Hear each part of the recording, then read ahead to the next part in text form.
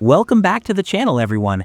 In an era where naval warfare is absolutely dominated by long-range guided missiles and swarms of kamikaze drones, you might think the traditional gun sitting on the bow of a warship is just a relic of the past, a ceremonial piece of metal left over from the battleship era.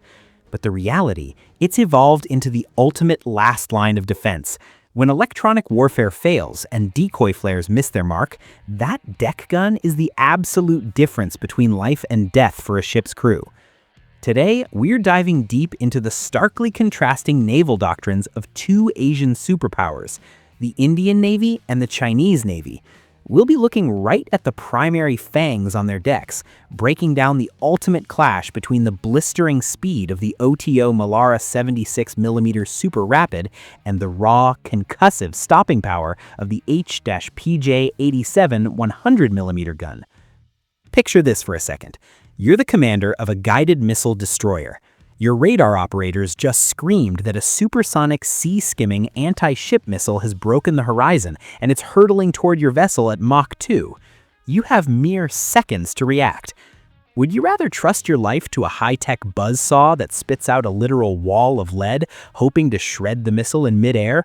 Or would you prefer a slower firing weapon with a massive high-explosive warhead designed to obliterate the target, or completely level a coastal bunker in a single devastating blow? This isn't just a debate over paper specs you'd read on a Wikipedia page. It's a masterclass in military doctrine. It reflects exactly how these top-tier navies plan to survive when the sky is full of incoming fire and the survival of a multi-billion-dollar ship hangs in the balance. Let's kick things off with the Indian Navy. India is one of those nations that heavily subscribes to the philosophy that speed is the ultimate armor. They have placed their complete trust in the OTO Melara 76mm Super Rapid. Originally developed by an Italian defense powerhouse, this gun has earned a legendary reputation over the decades, becoming the go-to choice for dozens of navies worldwide. But for the Indian Navy, this isn't just an offensive weapon meant for lobbing shells at other ships. It is treated as one of the most highly capable close-in weapon systems, or CIWS, in their entire fleet architecture.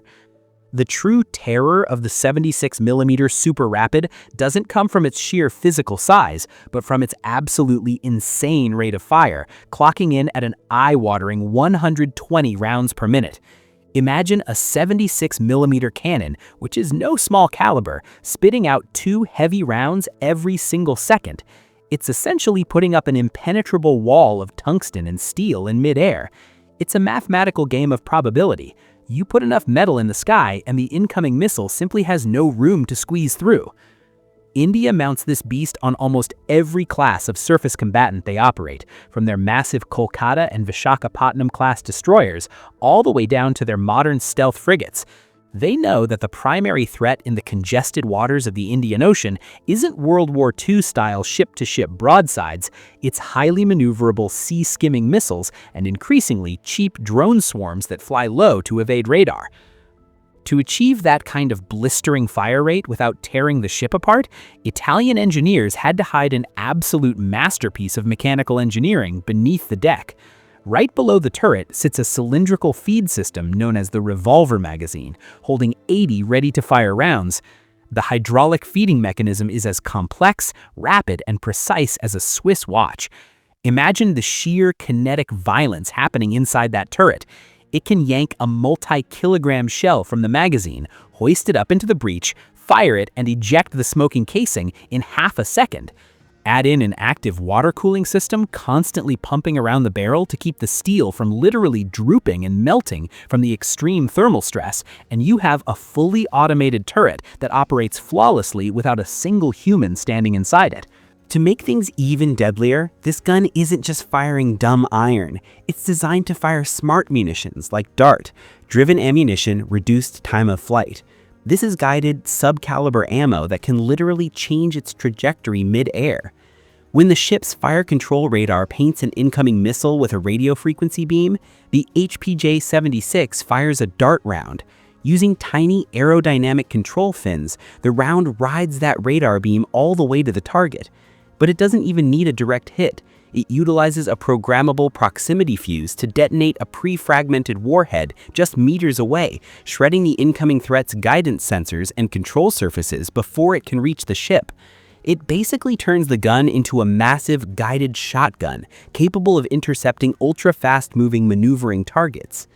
And if we look at the geopolitical and business angle, India didn't just buy these off the shelf from Europe. Looking ahead through their ambitious Make in India initiative, the Indian Navy authorized the state-owned manufacturing giant BHEL to produce these guns domestically under a strict Italian license. This brilliant strategic move guarantees an uninterrupted sovereign supply chain of both spare parts and ammunition. It means India never has to rely on foreign imports or worry about international embargoes during a protracted full-scale conflict. It makes the 76 an absolute bedrock of their long-term naval defense strategy. Now, let's cross the Himalayas and take a look at the People's Liberation Army Navy, or the PLN.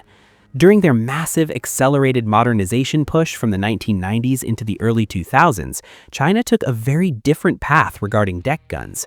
They wanted a heavy hitter, something that could punch through thick armor, shatter reinforced concrete, and deliver catastrophic kinetic damage. This core requirement led to the development and fielding of the massive HPJ-87 100mm naval gun. A lot of people don't realize this, but China's 100mm gun actually has deep Western DNA. Back in the 90s, when they were desperately trying to modernize and move away from outdated, clunky Soviet-era technology, China acquired the French Creusot-Lawyer 100mm system. They rigorously reverse-engineered it, studied the metallurgy and ballistics, and evolved it into the Type 210, which eventually became the highly automated HPJ-87. This massive gun was proudly mounted on the Type 054B frigates, representing a massive leap forward for the Chinese fleet at the time, showcasing their transition into a modern blue water navy. China's philosophy back then was crystal clear. A naval gun had to do much more than just act as a defensive shield for the ship. With numerous territorial disputes, artificial islands, and complex littoral zones in the South China Sea, the 100mm was purpose-built for naval gunfire support, or NGS, and direct ship-to-ship surface warfare. With a warhead almost twice the size and weight of the 76mm, every single high-explosive round creates a massive crater and a devastating blast radius. A 100mm shell doesn't just poke a hole in an enemy ship, it breaks the keel, shatters internal bulkheads, and turns sensitive electronic suites into molten slag. China believed that in any coastal conflict or amphibious assault, the pure destructive power of a 100mm shell would violently suppress shore batteries and flatten enemy bunkers with brutal efficiency. Even though the HPJ-87 fires at a slower rate of about 90 rounds per minute, which frankly is still terrifyingly fast for a heavy shell of this size, it trades that absolute CIWS speed for significantly longer range and vastly superior armor penetration. It was an intimidating weapon of traditional concussive firepower. Pointing a gun that hurls 13.5 kilogram shells out to over 20 kilometers at your adversary sends a very clear, undeniable message of dominance. To give you the clearest picture possible, let's break down the raw numbers. Let's look at the deep specs and the estimated procurement costs of these two titans of the sea. As you can see from the specs, the stark contrast in naval doctrine is glaringly obvious. The OTO 76mm throws a lighter 6 kilogram shell at a shorter range, but compensates with a blistering 120 rounds per minute, optimized entirely for shooting down fast-moving aerial threats. The Chinese 100mm, on the other hand, lobs a massive 13.5 kilogram shell out to an impressive 22 kilometers. And from a procurement standpoint, the highly advanced European tech, packed with ultra-precise sensors, complex hydraulics, and lightweight composites, costs India roughly $7 million USD per system. The Chinese 100mm, utilizing older, foundational technology and emphasizing brute force over finesse, is a bit more accessible to mass produce at around $5 million USD. But warfare, tactics, and weapon development never stand still. As time went on, the evolution of the battlefield taught us a fascinating, harsh lesson. If you look closely at the trajectory of modern Chinese warships, like the advanced Type 052D destroyers or the prolific Type 054A frigates, you'll notice something shocking. China has actually phased out the 100mm gun completely. So why would a rising superpower abruptly abandon such a powerful, heavy-hitting weapon? It boils down to a classic military trap, being a jack of all trades, master of none. Deck space on a modern guided missile destroyer or frigate is premium real estate. The Vertical Launch System, or VLS, means modern warships now carry dozens of massive, highly accurate anti-ship and land attack cruise missiles hidden below deck. The primary job of sinking enemy vessels or striking deep inland targets now belongs to missiles with ranges of over 100 or even 1,000 kilometers. That job no longer belongs to a deck gun limited to a 20-kilometer horizon. China quickly realized their 100mm was caught in an incredibly awkward middle ground.